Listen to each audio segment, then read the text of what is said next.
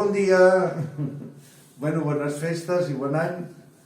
Just ahir fèiem una petita meditació i el tema era el present, no? I el present com a regal i la nostra capacitat de regalar o no regalar o ser presents en aquestes dates. Sempre amb aquella necessitat de compartir coses, de ser capaços d'oblidar-nos del jo, però al mateix temps tenir-lo molt present. I que aquest oblit sigui voluntari i no forçat i que sempre la llibertat ens porti a compartir bones estones. I una de les típiques d'en Lluís Llach, que espero que us agradi, cal que neixin flors a cada instant.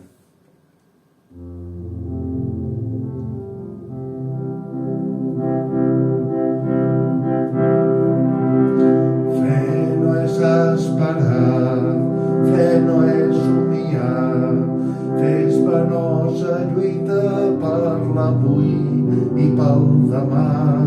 Fes un cop de fals, fes donar la mà.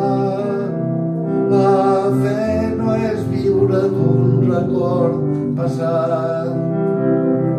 No esperem el plat sense haver sembrat. No esperem que l'arbre doni fruit sense podar-lo. L'hem de treballar, l'hem d'anar regant, encara que l'usada ens faci mal. No somiem passats, que el vent s'ha emportat.